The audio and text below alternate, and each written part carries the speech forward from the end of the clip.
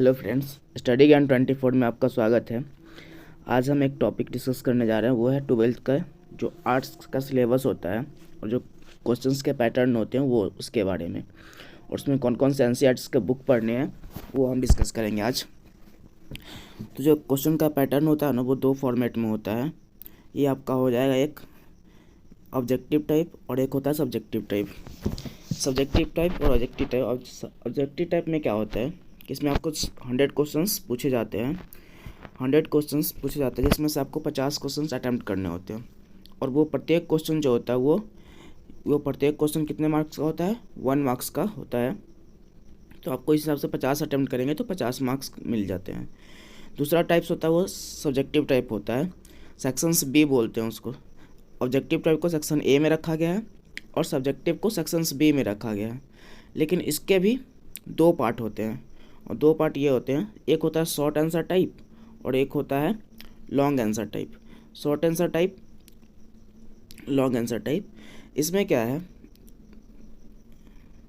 इसमें पहला है लघु उत्तरीय प्रश्न और दीर्घ उत्तरीय प्रश्न, जिसको आप हिंदी में कहते हैं। इसको लघु उत्तरीय कहते हैं और इसको लघु उत्तरीय और इसको दीर्घ उत्तरीय कहते हैं।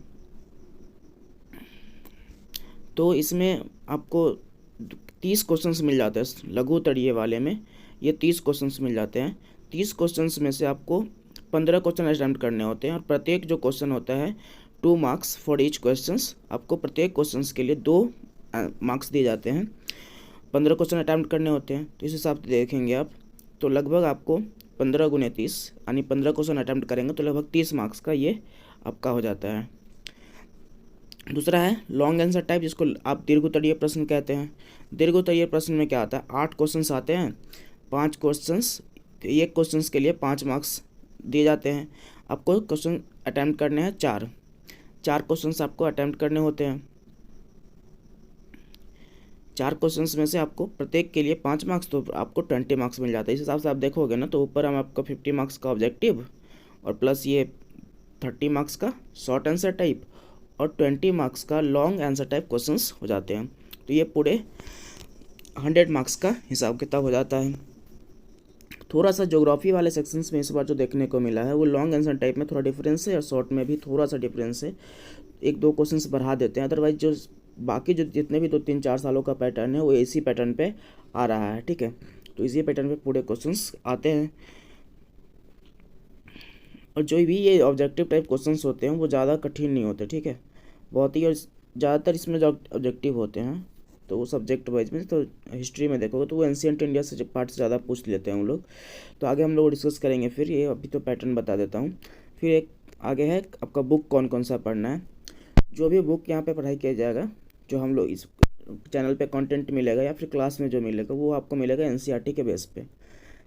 वो क्या है, इसमें आपको एनसीईआरटी का 3 बुक पढ़ना है। उसका जो नाम है वो भारत इतिहास के कुछ विषय है, उसमें 1, 2, 3 पार्ट कर दिया गया है। फर्स्ट पार्ट में आपको प्राचीन भारत पढ़ना होता है, सेकेंड पार्ट में मध्यकालीन भारत पढ़ना होता है, और थर्ड पार्ट में आधुनिक भारत पढ़ना होता है। तो ये 3 पार्ट में आपको पूरा ख़त्म करना होता है इतिहास को। दूसरा आ जाता है आपका फिर ज्योग्राफी। ज्योग्राफी में जो पार्ट्स है, इसमें 2 जो बुक है वो आपके लिए इम्पोर्टेंट है। एक है मानव भूगोल के सिद्धांत और भारत लोक और अर्थव्यवस्था। ये वाला आपको नहीं पढ़ना है। इस वाले पार्ट में क्या होता है, सबसे ज़्यादा जो क्वेश्चंस बनते हैं ना, ये वाला जो पार्ट है बेसिकली मैप का पार्ट है, तो थोड़ा वो एक क्वेश्चंस आते हैं मैप के, तो वो तो आप ऐसे ही हम करवा देंगे। ये वाला पार्ट है आपका मैप का पार्ट, सॉरी ये जो टॉपिक है, और ये इसमें से सबसे ज़्यादा जो क्वेश्चन पूछे जाते हैं ये इससे पूछे जाते हैं, भारत लोक और अर्थव्यवस्था। ज्योग्राफी में ज़्यादातर क्वेश्चंस इस वाले बुक से ज़्यादा आते हैं, इस वाले से आते हैं, लेकिन उतनी संभावनाएँ कम रहती है जितना इससे रहता है। नेक्स्ट है आपका पॉलिटी। पॉलिटी की बात कर ले तो स्वतंत्र भारत में राजनीति एक टॉपिक बुक पढ़ना है, और दूसरा है समकालीन विश्व में राजनीति। देखो एनसीईआरटी का ये बुक है, और एनसीईआरटी के बुक पढ़ने से फ़ायदा ये होती है कि आपको क्वेश्चन मिल जाते हैं आसानी से सब कुछ, और एक पैटर्न मतलब अच्छे तरीके से मैनेज्ड पैटर्न पे बनाया जाता है बुक, तो वो पढ़ने में आसानी हो जाती है। ठीक है, वैसे उसके वर्ड थोड़ा क्लिष्ट होते हैं, लेकिन जब हम समझा देंगे तो आपको दिक्कत कोई नहीं आएगी। ठीक है, इसी में हमने क्या किया है कि एक टॉपिक ले लिया। बेसिकली क्या होता है, क्लास में जब हम ये पूरा डिस्कस कर रहे होते हैं तो आपको फिर एक छोटा सा टॉपिक लेना पड़ता है ताकि वो पूरा टाइम भी मैनेज हो जाए। तो इसमें मैंने एक टॉपिक ले लिया है जो आपको इतिहास में कभी भी जब आप इतिहास पढ़ रहे होंगे तो उसमें काम आएगा, और वो ये है कि आप जैसे टाइमलाइन होता है ना, तो उसको कैसे डिसाइड करते हैं, फिर जैसे ईसवी ईसा पूर्व कैसे पता करते हैं, तो वो है। उसके लिए देखिए क्या है, इसमें जो जीरो वाला लाइन जो माना गया ना, ये जीरो लाइन, ये ईसा मसीह के जन्म को माना गया है, ठीक है। और ये इससे पहले और ये इससे बाद। तो ईसा मसीह के जन्म के पहले की बात की घटना को बिफोर बीसी और बीसीई से डिनोट करते हैं। बीसी बिफोर क्राइस्ट, बीसी का जो फुल फॉर्म होता है वो बिफोर क्राइस्ट, और बिफोर कॉमन एरा। सब वर्तमान समय में जो बीसी के जगह पे अब बीसीई यूज़ किया जाता है, बिफोर कॉमन एरा, जो बहुत ही प्रचलन में है। यहाँ पे एनो डोमिनी एडी यूज़ किया जाता है। एनो डोमिनी का मतलब ये होता है ईयर ऑफ द लॉर्ड, मतलब भगवान का वर्ष। नेक्स्ट है आपका सी का मतलब होता है कॉमन एरा। इधर में आपका बिफोर क्राइस्ट, ये बिफोर कॉमन एरा। इधर में है एनो डोमिनी, मतलब ईसा मसीह के पूर्व के जन्म के बाद की जो टाइमलाइन है उसके साथ, जब भी हम मान को चलो कि हम लोग 500, ठीक है, 500 के साथ हम लोग लिखेंगे सीई या एडी। इसी में जब 500 ईसा मसीह के जन्म के पूर्व की बात कर रहे हैं तो हम लोग लिखेंगे बीसी या बीसी, और कोई भी टर्म हो सकता है, जैसे आप नंबर ले सकते हो 500, 600, जो भी लेना ले सकते हो। तो ये हो जाता है। इसी को हिंदी में हम लोग क्या कहते हैं, ईसवी पूर्व कह देते हैं, ईसा पूर्व। इसको आप लोग हिंदी में कह देते हैं हम लोग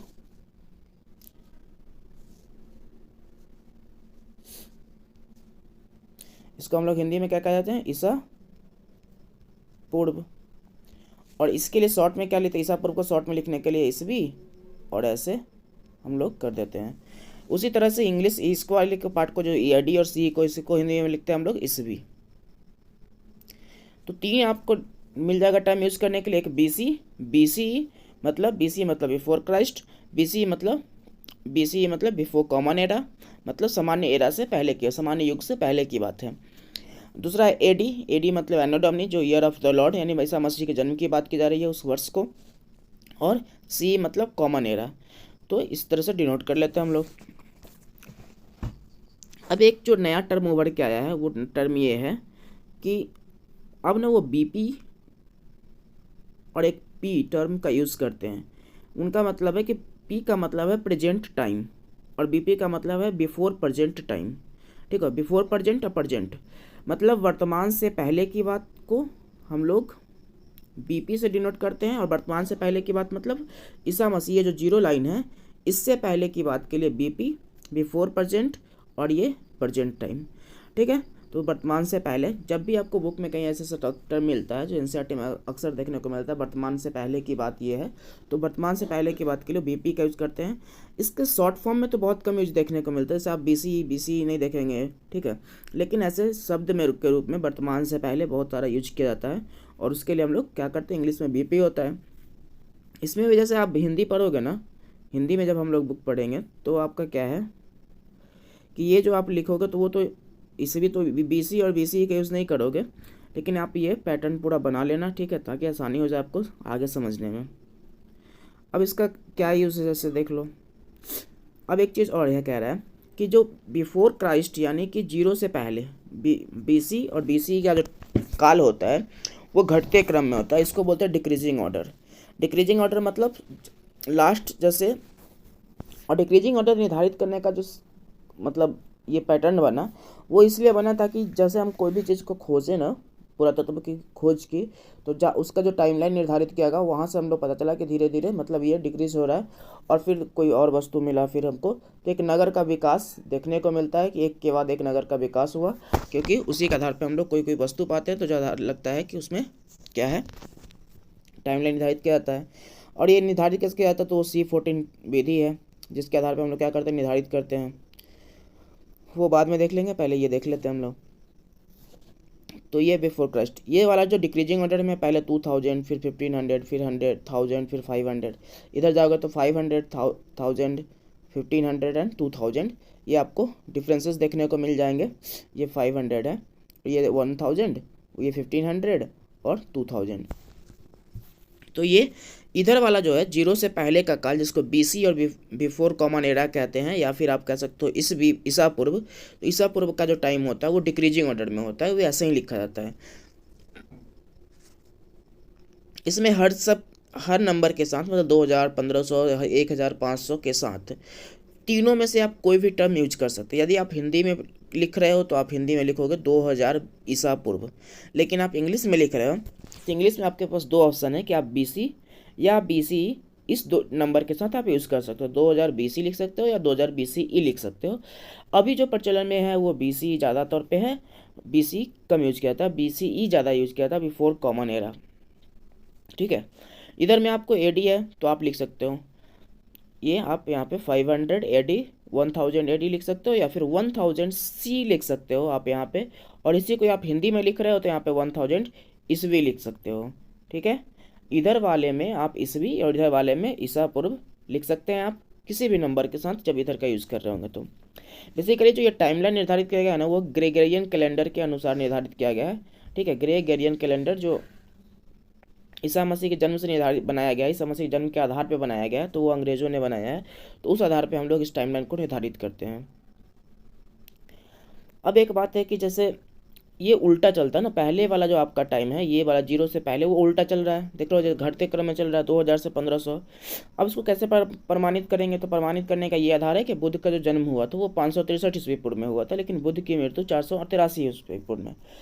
अब ऐसे आप देखोगे ना तो सोचोगे यार, जब आप 1 2 3 काउंट करते हो ना, सीधा सीधा जाओगे 1 2 3 करके वो आप 500 तक देखोगे, यार 5 मतलब इंसान का मरने का टाइम पहले आ गया, जन्म बाद में हुआ, ऐसे कैसे हुआ।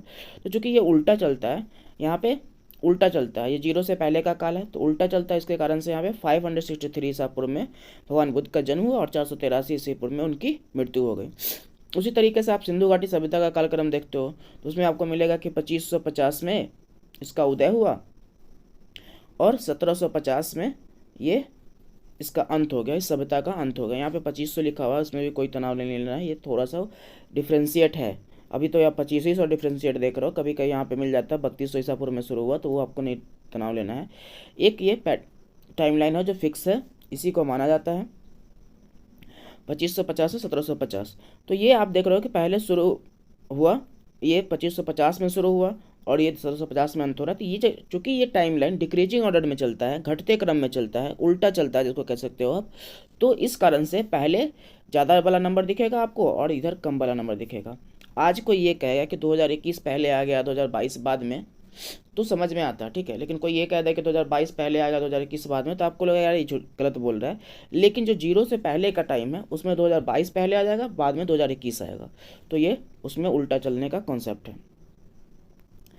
तो ये जो सबसे इंपॉर्टेंट है, ये आपका इंपॉर्टेंट है, अभी तो जो आप सिलेबस पढ़ रहे थे, लेकिन ये आपका इंपॉर्टेंट है, जब भी याद रखेंगे। ये ईसा मसीह के जन्म के पूर्व के काल को कहते हैं, ये आपका क्या जाएगा 0 से पहले, जिसको बिफोर कॉमन इरा और बिफोर क्राइस्ट से डिनोट करते हैं, इसको हिंदी में ईसा पूर्व से डिनोट करते हैं।